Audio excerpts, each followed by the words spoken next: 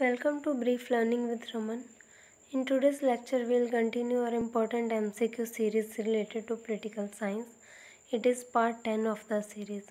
So without any delay, let's get started.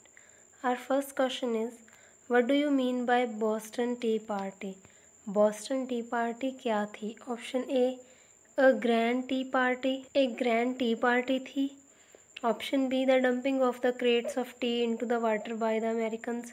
Americans के द्वारा जो टी की क्रेट्स थी, चाय की क्रेट्स थी, उनको डंप कर दिया गया था पानी में.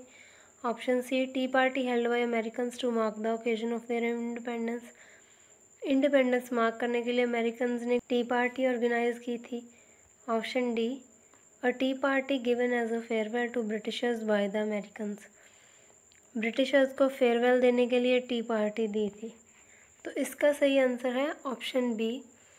तो पहली बात, ये बॉस्टन टी पार्टी क्या थी?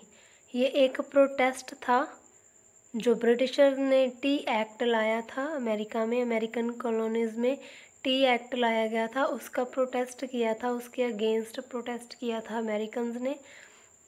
जो भी चाइना से इम्पोर्ट की थी टी, उन्होंने उसको शिप से उठा के सारी पानी में फेंक दी थी, सारी टी को डिस्ट्रॉय कर दिया था. और ये इस प्रोटेस्ट को बॉस्टन टी पार्टी कहते हैं. तो option B, the dumping of the crates of the tea into water by the Americans will be our right answer. Next question is, I have nothing to offer but blood, toil, tears and sweat. ये किसने कहा था? Option A, Winston Churchill. Option B, Benito Mussolini. Option C, Netaji Subhash Chandra Bose. Option D, Adolf Hitler. तो ये बात कही थी option A, Winston Churchill. Winston Churchill have said that I have nothing to offer but blood, toil, tears and sweat. Next question is, the industrial revolution means the revolution. Industrial revolution कौन सी revolution थी? By the labour, मजदूरों के द्वारा जो revolution की गई थी. बाय द इंडस्ट्रीज, जो इंडस्ट्रीज़ के द्वारा की गई थी. Option C, in the production of manufactured goods, जो गुड्स मैन्युफैक्चर की थी उनके प्रोडक्शन में इंक्रीज़ आया था. या फिर by the industrial workers of higher wages, higher wages वाले जो इंडस्ट्रियल वर्कर थे उनके द्वारा रेवोल्यूशन की गई थी.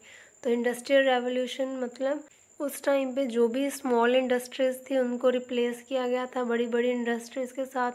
जो भी गुड्स हाथों से मैन्युफैक्चर की जाती थी या फिर हाथों से बनाई जाती थी, उनको बड़ी बड़ी मशीनों की मदद से बनाया जाने लगा. जो सारा हाथ से होने वाला काम मशीनों के द्वारा होने लगा और बड़ी बड़ी इंडस्ट्रीज़ लगा दी गई काम को आसान करने के लिए और गुड्स की प्रोडक्शन को बढ़ाने के लिए.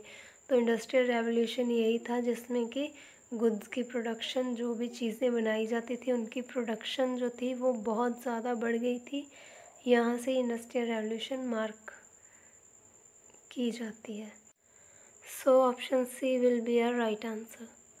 Next question is, the industrial revolution begin in. जो इंडस्ट्रियल रेवोल्यूशन थी ये कब शुरू हुई थी और कहाँ पर शुरू हुई थी? ऑप्शन ए, इटली 1958 में.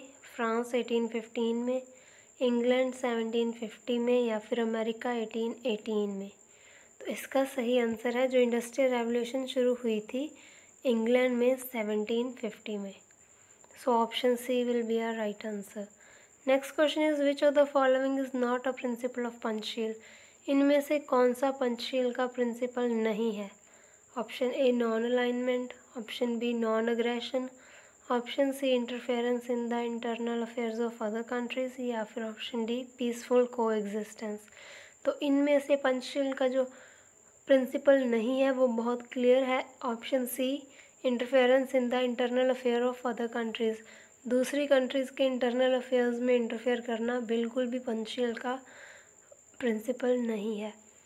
So option C will be our right answer. Next question is, the pattern reveals an unstructured informal type of organisational structure. इनमें से कौन सा पैटर्न है जिसमें इनफॉर्मल टाइप का ऑर्गेनाइजेशनल स्टाइल है या फिर अनस्ट्रक्चर्ड इनफॉर्मल टाइप का ऑर्गेनाइजेशनल स्टाइल है? Option A, wheel pattern, circular pattern, Y pattern या फिर चेन पैटर्न. तो जो अनस्ट्रक्चर्ड और इनफॉर्मल टाइप का है ऑर्गेनाइजेशनल स्टाइल वो है option B, circular pattern. Next question is, according to Abraham Maslow, one should try to understand behavior in administration through. Abraham Maslow के अनुसार एडमिनिस्ट्रेशन में जो बिहेवियर है वो किसके थ्रू समझना चाहिए? Option A group activity, option B human relations, option C psychoanalysis या फिर डी मास बिहेवियर। तो अब्राहम मास्लो के अनुसार जो एडमिनिस्ट्रेशन में बिहेवियर है वो समझना चाहिए ऑप्शन सी साइको एनालिसिस के through. So option C will be a right answer. Next question is, match the committees with reports here. List 1 में हमें कमेटीज़ दी हैं और लिस्ट 2 में उनकी रिपोर्ट का ईयर दिया है, कब इनकी रिपोर्ट सबमिट की गई थी। तो हमने इनको मैच करना है। कमेटीज़ कौन कौन सी हैं? Santhanam committee, administrative reforms committee, Fulton committee और सेकंड पे कमीशन। तो इनकी रिपोर्ट का सबमिट ईयर हमने बताना है कि किस ईयर में इनकी रिपोर्ट सबमिट की गई। संथानम कमेटी रिपोर्ट आई थी 1964 में। एडमिनिस्ट्रेटिव रिफॉर्म्स कमेटी इसकी रिपोर्ट आई थी 1968 में। फुलटन कमेटी जो कि सिविल सर्विसेज पे थी, इसकी रिपोर्ट 1968 में पब्लिश की गई थी। और सेकंड पे कमीशन की रिपोर्ट आई थी 1959 में। तो यही होगा हमारा सही answer. Next question is, match the committee functions. तो हमें कमेटीज़ दी हैं और कमेटीज़ को उनके फंक्शन के साथ मैच करना है। तो संथानम कमेटी किसके लिए इस्टेब्लिश की गई थी? क्या ऑब्जेक्टिव का था उसका? एडमिनिस्ट्रेटिव रिफॉर्म कमेटी क्यों इस्टेब्लिश की गई? तो हम सीधे इसका आंसर देख लेते हैं। संथानम कमेटी एंटी करप्शन पे बेस्ड थी। करप्शन को रिमूव करने के लिए, उसके ऊपर रिकमेंडेशन देने के लिए संथानम कमेटी को ऑर्गेनाइज किया गया था। एडमिनिस्ट्रेटिव रिफॉर्म कमेटी ने रिकमेंडेशन दी थी पब्लिक एडमिनिस्ट्रेशन के बारे में। इंडिया के पब्लिक एडमिनिस्ट्रेशन को रिव्यू किया और उसको सुधारने के लिए उसमें रिकमेंडेशंस दी थी। फुलटन कमेटी सिविल सर्विसेज के ऊपर थी और सेकंड पे कमीशन इसमें जो थी सैलरीज डिटरमाइन की गई थी कि सैलरी कितनी % की बढ़ेगी या कम होगी। तो इस कमेटी में सैलरीज डिटरमाइन की गई थी। तो यही होगा हमारा सही answer. Santhanam committee anti corruption के लिए, administrative reform committee recommendations for reviewing the public administration in India, Fulton committee civil services और second pay commission principle for salaries. Next question is, when the delegation goes by a climate of understanding between the superior and subordinate it is known as. जब delegation superior से subordinate में understanding के द्वारा होती है तो इसको क्या कहते हैं? पहली बात तो डेलीगेशन होता है, मान लो किसी भी वर्कर या किसी भी ऑफिशियल के ऊपर वर्कलोड ज़्यादा है तो वो अपना काम नीचे अपने सबऑर्डिनेट को डेलीगेट कर देता है करने के लिए। ये या तो वो ऑर्डर दे सकता है या फिर ये अंडरस्टैंडिंग से भी हो सकता है। और भी बहुत सारे तरीके हैं काम को डेलीगेट करने के। जब कोई सीनियर अपने जूनियर को या अपने कोऑर्डिनेट को अपना वर्क डेलीगेट करता है, मान लो उसके पास वर्कलोड ज़्यादा है तो अपने वर्क को वो डेलीगेट कर देता है। तो ये जब ये डेलीगेशन अंडरस्टैंडिंग के साथ होती है सुपीरियर और सबऑर्डिनेट में, तो इसको क्या कहा जाता है? Option A general delegation, B informal delegation, C formal delegation या फिर डी स्पेसिफिक डेलीगेशन। तो जब ये अंडरस्टैंडिंग के साथ हो रही है तो ये है informal delegation. So option B will be our right answer. Next question is, major portion of Indian constitution can be amended by. Indian constitution का जो ज़्यादातर पोर्शन है वो कैसे अमेंड किया जा सकता है? Option A parliament by simple majority, parliament के द्वारा सिंपल मेजॉरिटी के साथ। Option B parliament with the consent of the states, parliament के द्वारा स्टेट्स की कंसेंट से।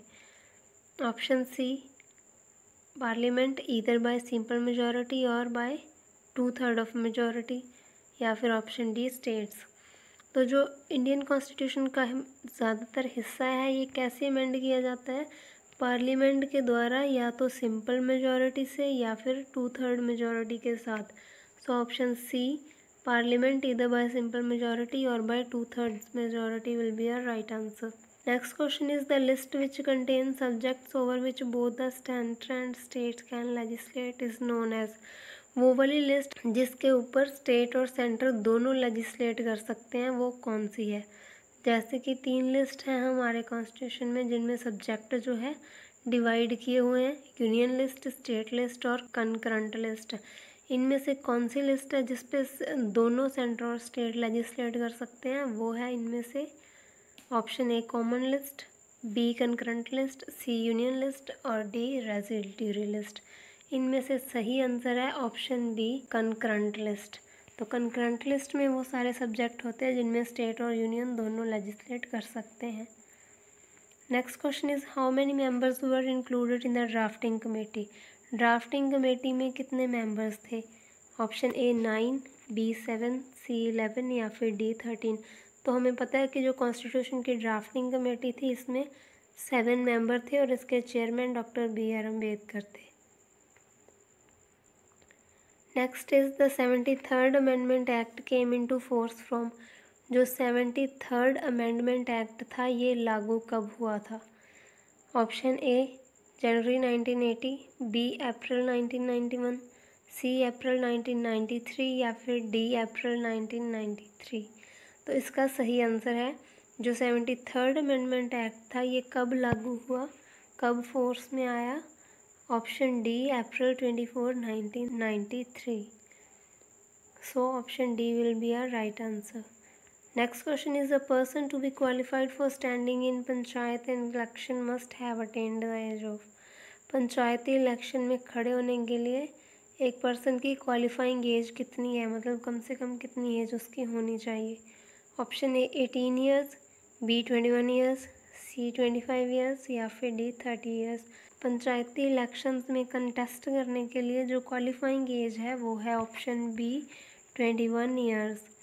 तो कम से कम 21 ईयर होनी चाहिए एज पंचायती इलेक्शन में कंटेस्ट करने के लिए। So option B will be a right answer. यही थे आज के 15 questions. I hope this questions are useful for you. Give your precious feedback in comment section. Thank you. Thanks for watching.